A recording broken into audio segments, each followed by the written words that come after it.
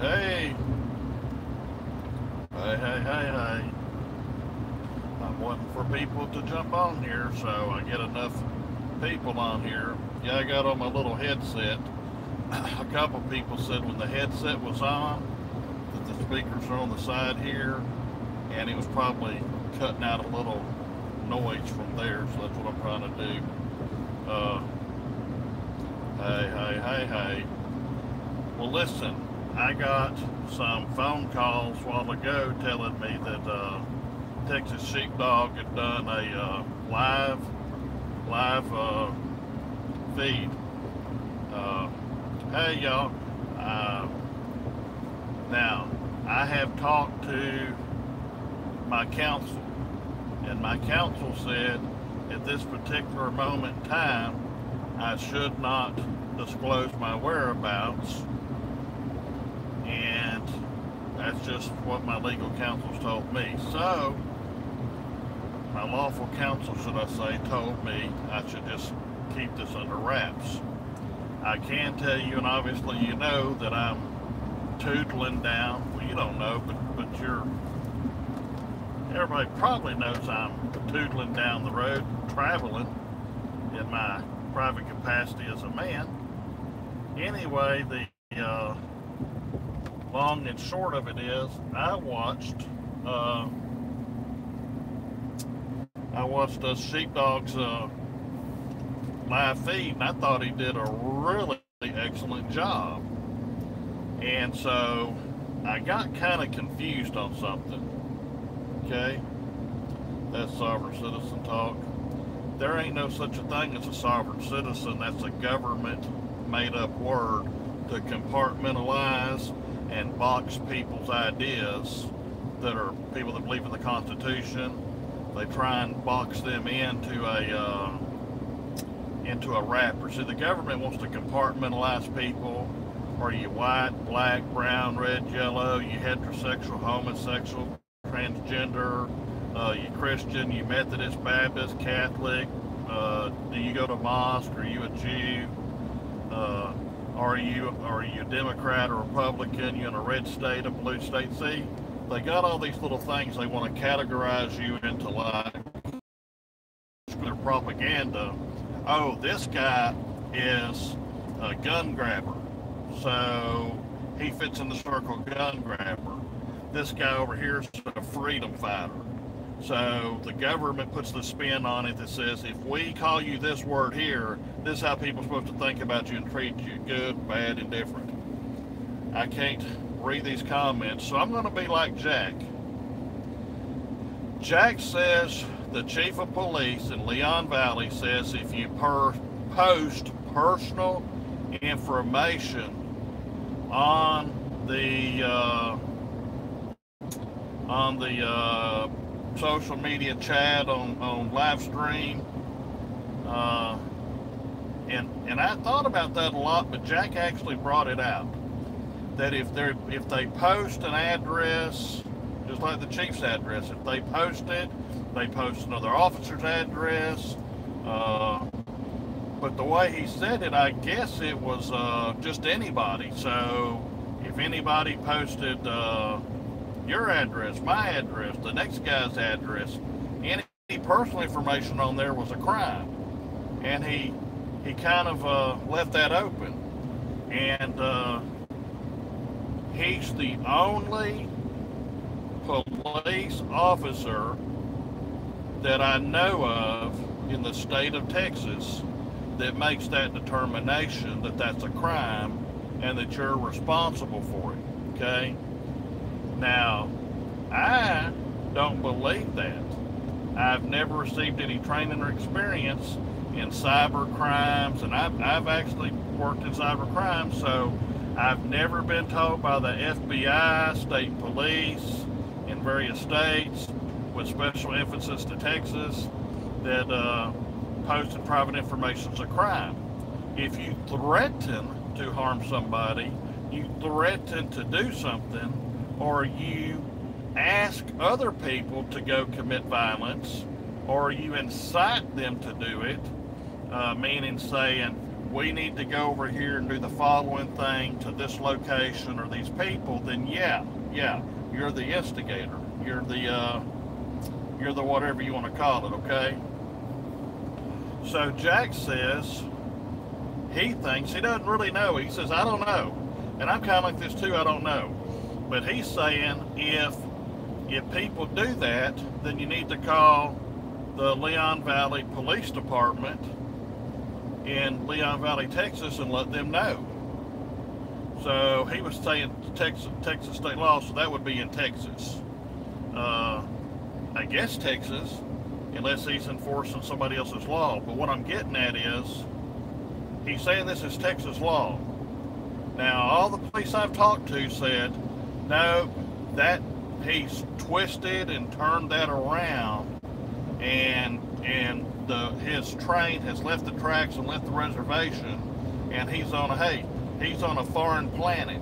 This is so far off. I mean, it's so far off, it's off.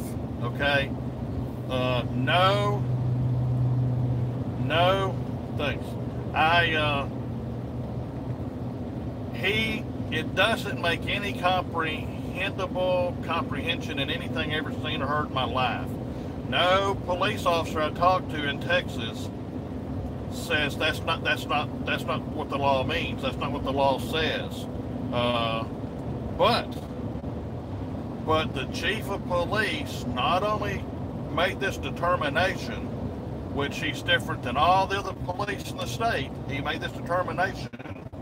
He ordered the people's property, their private property, be confiscated for evidence, when it is actually the property of YouTube, and it's on YouTube hard drives, probably out there in California. So he would probably have to get a state warrant or federal warrant to extract the information and IP addresses and all that stuff. So he'll have to send his people to YouTube and forensically go through this. Well, it'll probably cost several hundreds of thousands of dollars, and it'll probably take 18 months to 2 years to do all this stuff. He might not even be the chief of police next week. Who knows?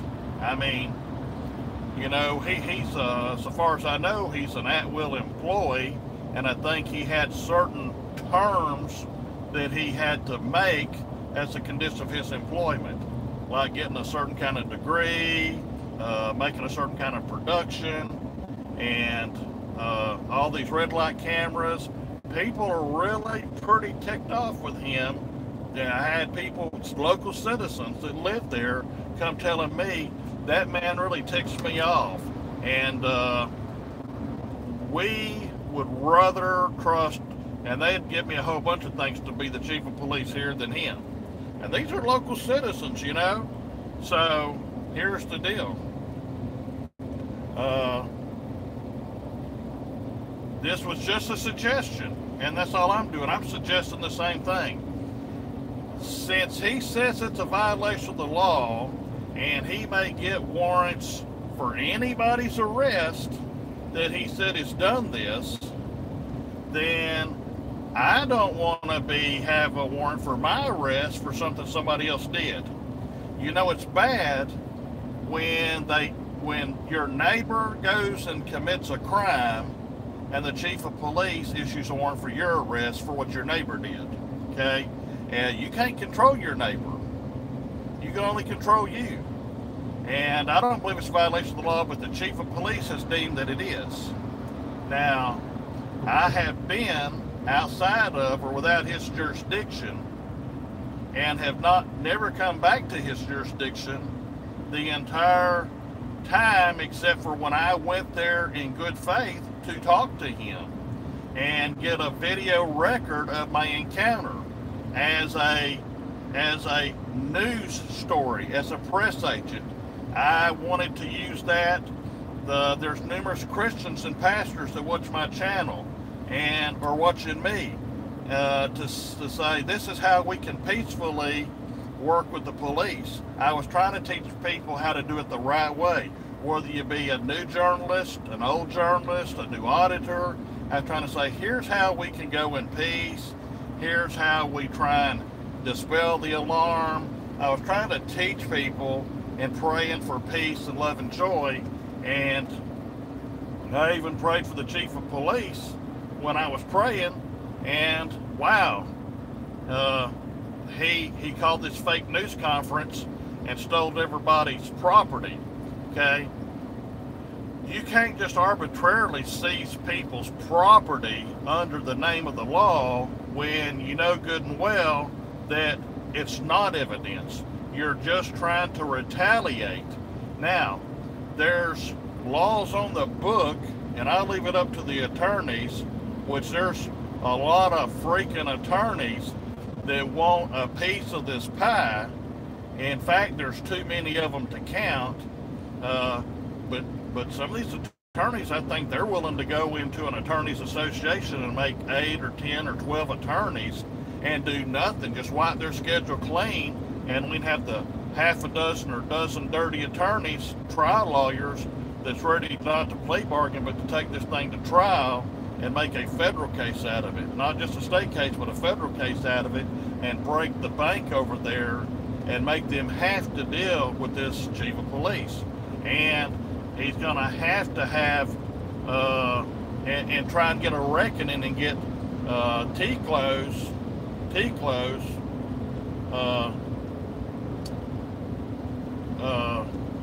I'm trying to read some stuff anyway, I can't read it. Anyway, y'all talk to each other in there. But anyway, T-Cole, Texas Commission of Law Enforcement, needs to know what this chief of police is doing. That he's, to be a peace officer in Texas, you have to be of good moral turpitude. If you're violating people's civil rights, if you're mistreating people, if you're taking things in the name of evidence that isn't, and you're harassing and intimidating witnesses. Now listen to me. Put this into your head and think about this. Put on your little coney hat and think about this, okay? I'm not talking about the Ku Klux Klan. I just caught that. I had a friend of mine that was a black officer that was my number 2. I promoted him up. The man was smart. I mean smart. Anyway, he used to say, Jones, put on your little coney hat. And he'd say, not the KKK hat. And I'd say, Big Charles, quit it. Anyway, he was the only black guy I ever know that went up to people that was in the KKK. They were known people in the KKK, and he said, hey fellas, I'd like to join up. Y'all got an application? Are we going to burn a cross, or what we going to do? All them old white men from the KKK, they actually really liked him, and they damn near inducted him as a mascot, like he was their first great good best friend. He had them working on his car because someone was mechanics, doing air conditioner work for free for him because they liked him. And he said, see, I flipped the cheers on the white boys.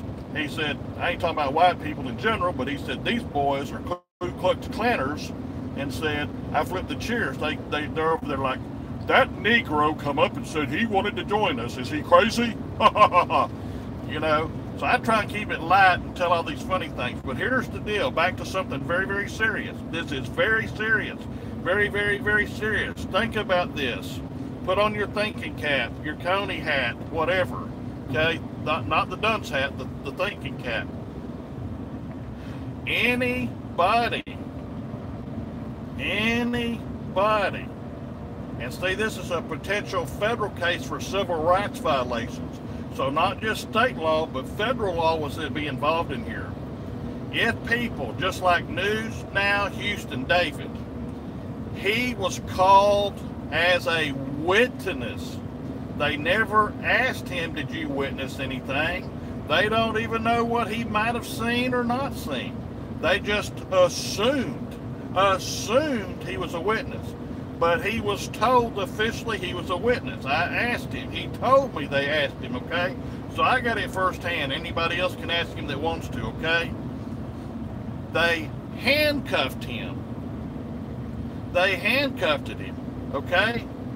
The other witnesses, the quote so-called witnesses, they handcuffed them. You never handcuff witnesses. That's a form of torture. That's a form of intimidation. So if they were witnesses to excessive use of force by police?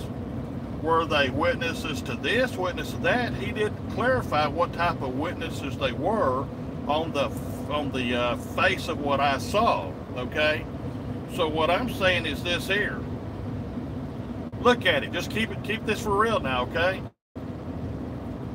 If in fact this is a federal case and the chief and his minion officers intimidated the so-called witnesses, then that's tampering with a witness in a federal case or tampering with a witness in a state case.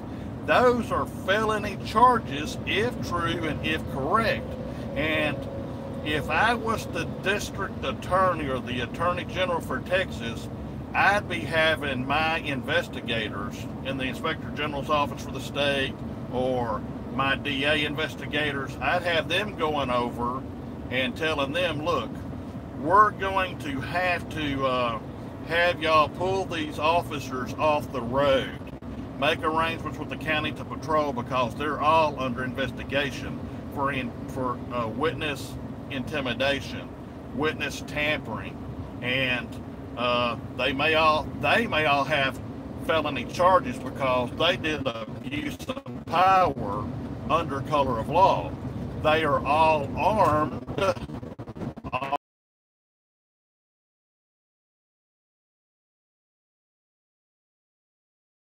Had already seen that a man had been by the police and beat up, so they probably believed reasonably, hey, if we don't do what these people tell us, even though they're violating the law, if we don't do what they tell us, they're going to beat us up and shoot us up with 1 million volts of electricity or something here. And one guy had told me, hey, I've got out here, my private man. Let's get to it here. The chief said we're responsible. So long as he has that badge and he is the chief and he said that, and he's took it upon himself to monitor our channels, and he told me to my face that day, I know who you are and you're silly, wouldn't talk to me. He didn't want no peace. He didn't want to de-escalate. He didn't want no resolution. It's like the big ego thing. But anyway, the point is, if anybody has in the past, now, or in the future, sees any personal information posted on my screen, please, you have my blessings, and I believe it's your civic duty to call the chief of police over there and let him know that you saw this on my stream. I'm telling people, don't post no private information on here, okay? Till the state and the feds get this all figured out and say what's what, and I get a bigger, better idea. Of course, he's the only one that thinks this, okay? And they used to use this logic in the academy. It's called the in sync, out of sync. If 49 states do something a certain way and then one other state just won't do it, then that state's considered out of sync, okay? And if all the laws go here and this one law's way over here, it's considered an out of sync law.